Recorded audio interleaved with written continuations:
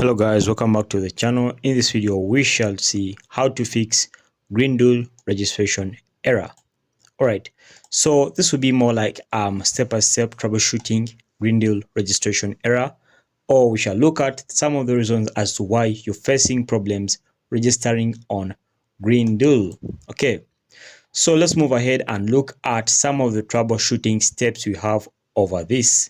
Alright, so common problems on Grindr registration error is registration error and then maximum number of accounts. Alright, so to fix this, what you're going to do is simple. Ensure that you have an up-to-date application.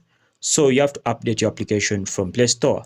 Number 2, check your region of availability. So this means Grindr works in some countries and other countries it's not working. So make sure that you make research and know that Grindr is working in your country. Otherwise, if it's not working in your country, then it will bring an error.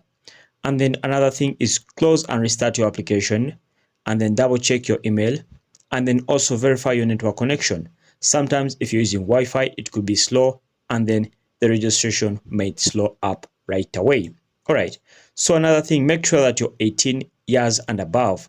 If you fill in and you're not 18 years and above, then registration would make an error.